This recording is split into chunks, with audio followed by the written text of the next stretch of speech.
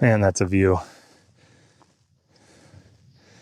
Well, when you're up on the mountain and you can't find any elk, you make a video. And today I'd like to tell you a little bit about what I'm wearing and the things that I take hunting so that you know what you need when you get out of the truck. And yeah, that way you're more prepared for when you get out, go hunting. My father gave me Montana. So you're always going to forget something. That's the best tip that I'll tell you on this video. It's guaranteed. And that's why you got to be really prepared to, work with what you got and improvise. But hunting, obviously, you need a couple of things very specifically. One of them being your weapon of choice. This is rifle season out here, and obviously I'm going to take full advantage of the length and distance I can get, the accuracy and the stopping power of a 7mm Magnum rifle. The other thing that I have to have is what I'm currently using to record, my phone. And that's not just because of safety, the access to calling and requesting help when I get an animal down, but currently Montana is utilizing a virtual tag. So that's my tag. You have to have your weapon and your tag. At that point, you can go hunting. Now, if that's all you take hunting, you're going to be really disappointed because it's going to get cold and you probably want some clothes. This is what I wear on a hot day, on a cold day, because it's very versatile. It works great and it looks really cool. And I don't know if you know that about hunting, but the better you look on the mountain, the more likely you are to get the animal that you're hunting for, right? That's clear in every hunting video I've ever seen. They all wear the best stuff and they always get something. Well, at least that's what the media will tell you. What you should be concerned about is what's going to keep you at a comfortable level in the worst conditions, right? It might be nice and projected to be nice throughout the day. You want to make sure that if you get up on the mountain and you break your leg and you're stuck overnight, you have something to keep you warm so it's warmer than what you're going to hike in. And I currently have a puffy jacket in the back of my bag just for that reason. I have a neck gaiter as well on the off chance that I'm really cold. I have a second pair of gloves, leather, because the leather gloves are the best.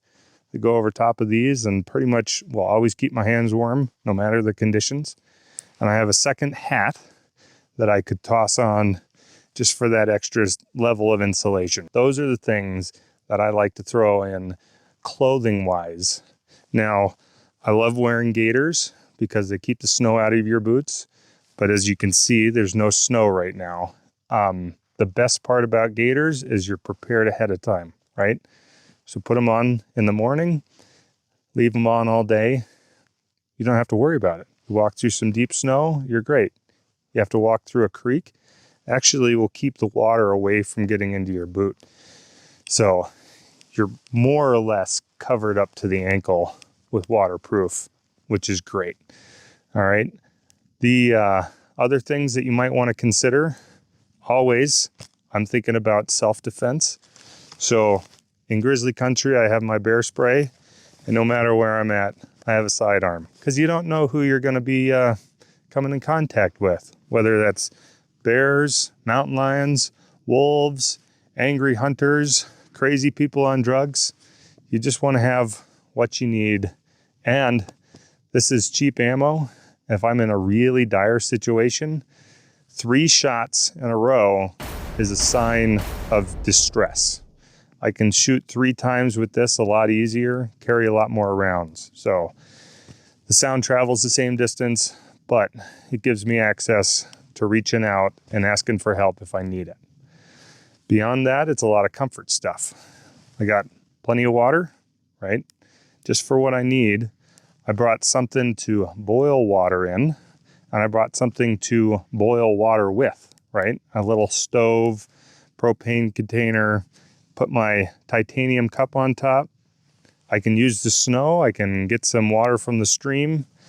All of these things, it's more of a comfort side of thing, right? You just want to be prepared. And really, that's what I come out here with. There's a few snacks. I got my knives for processing. I got something to start a fire with. But like I started off with, there's always something you're going to forget. So how are you going to fix that and or mitigate that in a bad situation? For me, I stay physically fit. Early in the year, I'm working out, preparing for hunting season. And really, you should just be prepared all year round. But that is one of the many ways you can mitigate being in a bad situation. If it's too cold, you could work a lot harder. Your body makes the heat, right? These jackets and stuff, they just insulate you.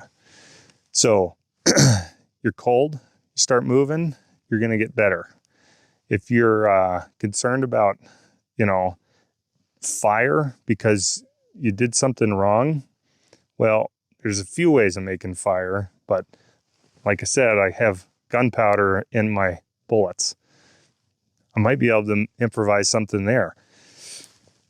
It's a bit of a stretch, but you see where I'm getting at. I have something to make fire with, something to signal people with, something to get out of the woods with. But I'm always prepared, always thinking ahead, because you never know what you're going to get into. And at the end of the day, you still got to be able to hike up the mountain with a backpack on, your rifle, looking for the animals. I encourage you to get out, try something new today, check out those empty spaces. We'll catch you on the next one.